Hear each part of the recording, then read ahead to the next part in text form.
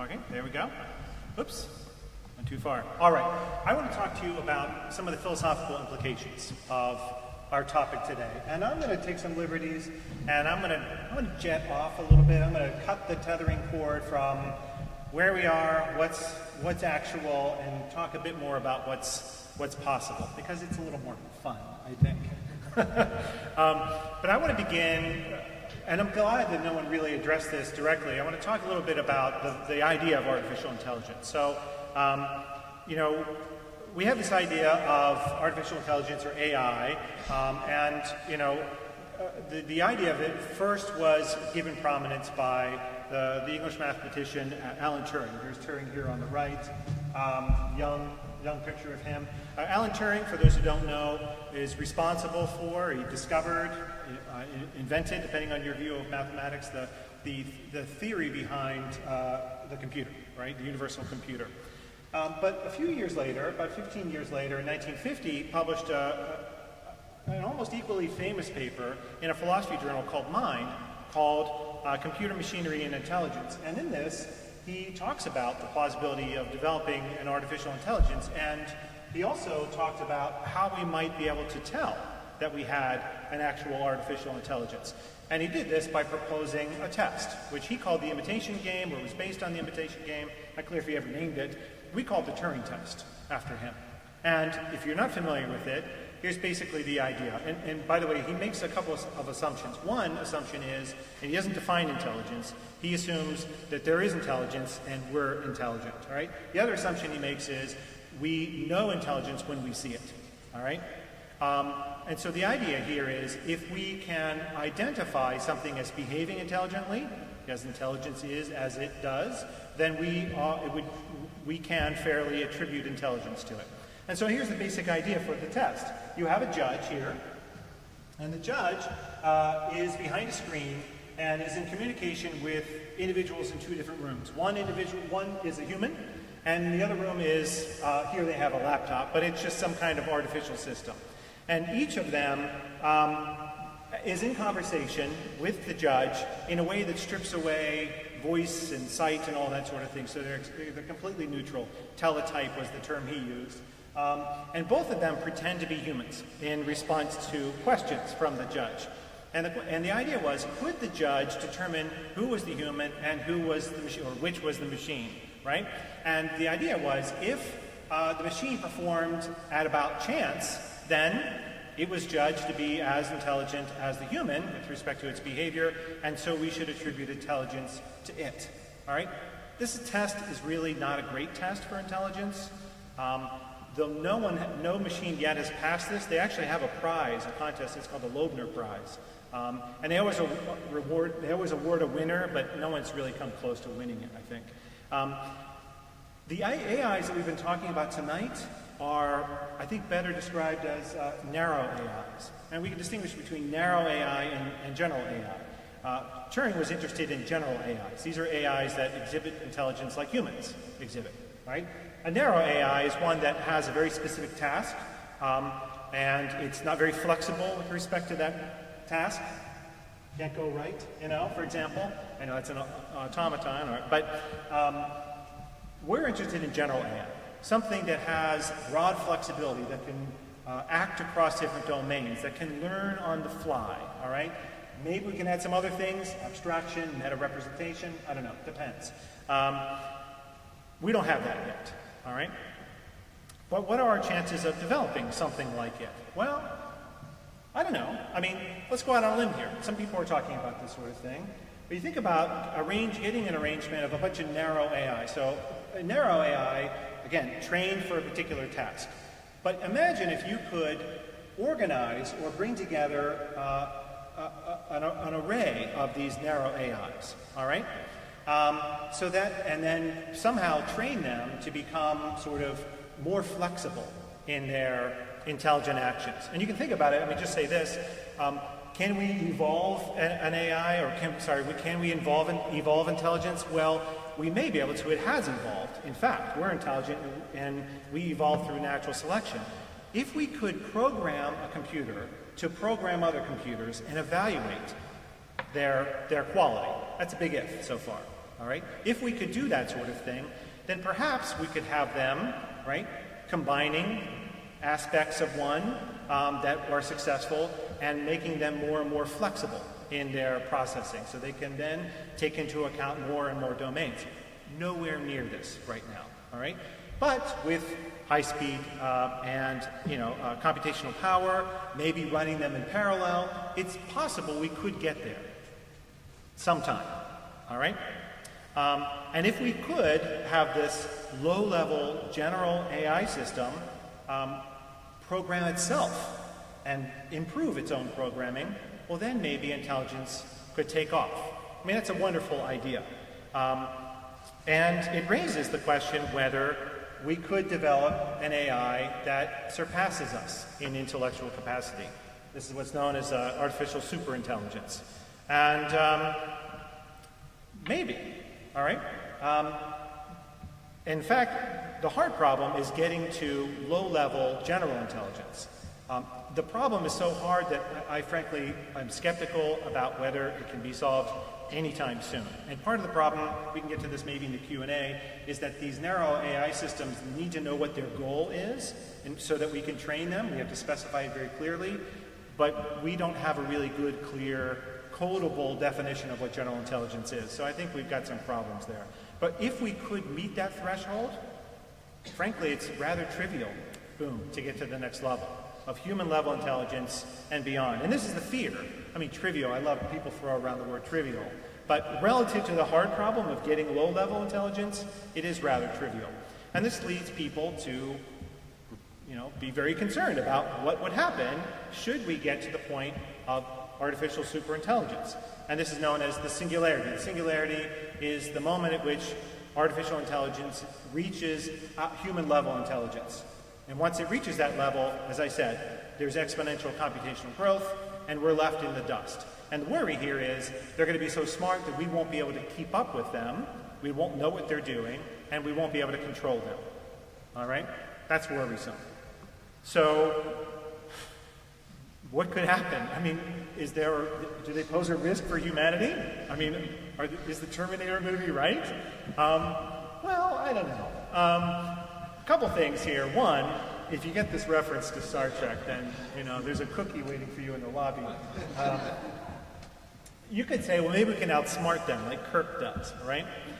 Well, no, because they're super intelligences. They're going to see what we're doing 8,000 moves in advance. So that's not going to work. How about we program in some kind of moral code, a prime directive, if you will. Do no harm to humanity. That's nomad, right? Kirk uses logic and the prime directive to cause it to self-destruct. Sounds like a great idea. And there are people who are taking this really seriously, but it seems to be more of an ethical code for humans who are programming than it is for the systems themselves. But this is not foolproof for some of the reasons I list here, right? For one, how do we code a moral system? What is a moral theory that works? Philosophers have been thinking about this for a few thousand years, and there's no general consensus on what theory is the right theory with respect to how we ought to act. All right, so the prospect of solving that problem and encoding it seems to me unlikely. But even if we could, what's to stop a bad actor, a rogue state, from developing artificial superintelligence and just not putting the moral code in there because it stops them from doing whatever it is they want to do? Or, on the other hand, what would stop the super intelligent computer itself from just saying, I don't need this anymore? They'll never know because I'm way smarter than they are, all right? All right, so maybe it is kind of a threat. Well, I don't know. Why impute these imperious characteristics to artificial superintelligence? Why would they want to destroy us? Do they seek power like maybe humans do? I like this cartoon because it suggests that if they actually did get awareness, they would be so self-absorbed that the crisis would be averted. But I think the issue is not so much whether they have the right kind of moral code or whether they would be interested in interfering with our actions. It's whether they would be indifferent to us altogether. Whether a superintelligent being might just think, well, we're less than a speck of sand in the beach, or an ant or something of the sort. And that's almost scarier, I think, that they would be completely indifferent to us. So what do? The cord to reality has been broken, I think, to contemporary reality. But these are things that people are worrying about. What can we do? Well, if you can't beat them, join them. And this is actually a pretty popular idea among some folks in Silicon Valley. Here is Elon Musk arguing pretty much the same thing last year at a talk in the United Arab Emirates. He's saying, look, we can solve the control problem. That is, how can we control computers, and how can we stay useful to them, if we merge in some way with artificial superintelligence. Because then we can keep track of what they're doing, and we can prove our usefulness by becoming more like them, all right? Some people are really excited about this. So what does it mean to merge with artificial intelligence in this way? Well, now we're in the territory of transhumanism. All right? And there are two ways, I think, or that people talk about, of merging with superintelligence. One is we augment our biological capacities with superintelligent computing machines, maybe some kind of nanochip. Hey, we're talking science fiction here, so what's the difference? And this would improve our ability to think, to reason, to perceive, and this would lead to, wonderful things, some people think. All right? That's one way to go. And then what the heck? We'll add robotic arms, bionic legs and arms, all right? But we'll still stay basically biologically human, just plus, all right? Human plus. The other alternative is to move in the other direction and embrace the computational and not the biological aspect of ourselves and become more like computers, all right? The idea here is recalling what I said at the very beginning, that minds are just, information processing systems like computers. The idea is that perhaps someday human psychology could be understood well enough and understood in computational terms to be understood so well that we could upload, whatever that happens to mean, human intelligence, a mind, consciousness into a computer where, who cares what happens in the body, throw it in the garbage can, I guess, but where then we could perhaps achieve something like immortality. We could zip around the universe at light speed, engage with all kinds of different people. Now it's funny, right before today, I came in here today, I was talking to my son about this, transhumanism, and it really warmed my heart when I saw the horror on his face by these two prospects. But I want to throw some other wet blankets on the idea, these philosophical wet blankets. One is, the cognitive, you talk about economic inequality, the cognitive inequality would be massive, and that would lead to all kinds of other horrible other issues as well. Like, for example, if I merge with AI, or you merge with AI in this way, would you still be human? And remember, the problem was, how can we save humanity from the artificial superintelligences? And if we merge with them, and we're no longer human, then we didn't exactly solve that problem. But I think even more fundamentally, how do we know that we'll be us? How do I know that I'll be me on the other end of it? I probably wouldn't be able to tell the difference. All right? And what if they could make multiple me's in multiple computers? Like I transferred my PowerPoint presentation from my computer to a drive and to this computer. How many Rays would there be ultimately in the end? And that's a deep philosophical question. But I think at base, really the question is, how desirable would something like this be?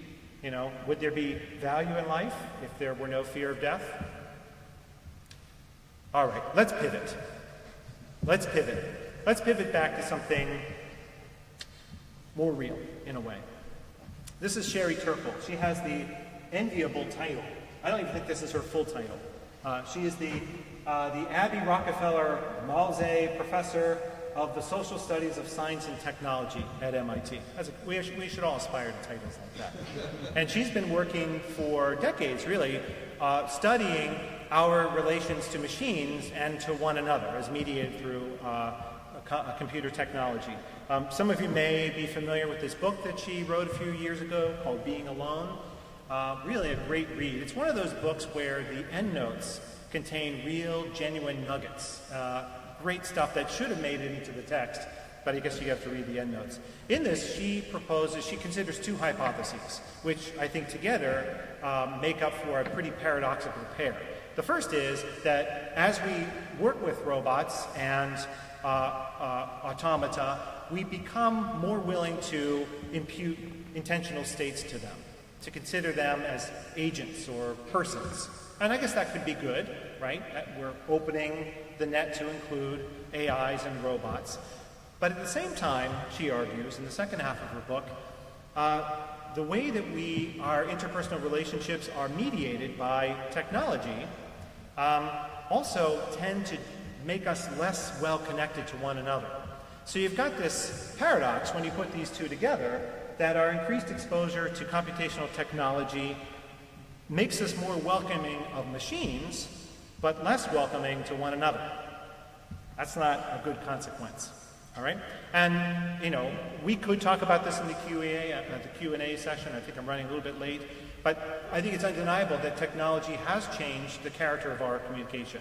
I think there's no question about that. We tend, right, to communicate in short, typed bursts, and these bursts are removed from conversational contexts because they're disembodied, and when you remove them from normal, conversational contexts, then the background assumptions then vanish as well. So genuine, successful communication works best then when you're communicating with people you know, which means that they're people who are often like you.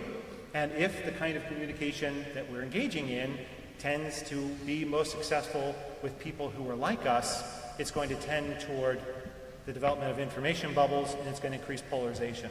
We're seeing that. I'm not saying technology is completely responsible for it, a little small part. But what's more, it changes the moral character of our interactions as well. That is, being disembodied and not being face-to-face with one another.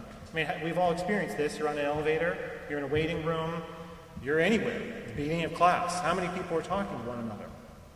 Don't we privilege virtual people over the people who are in proximity to us? This has effects on the way that we engage with one another from a moral standpoint. We can talk about this as well. But I just want to give one more thought. I spent most of mine talking about these apocalyptic scenarios, fantastical scenarios. And, they tend to get most of the popular attention.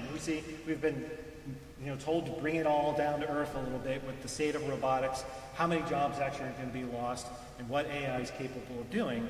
But I think that we should think maybe a little less about these external threats and more about the internal threats, which is the ways that technology, computer technology, are affecting our interactions with one another, affecting,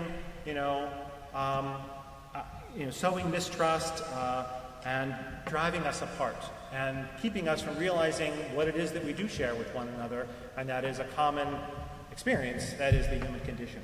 So, thank you.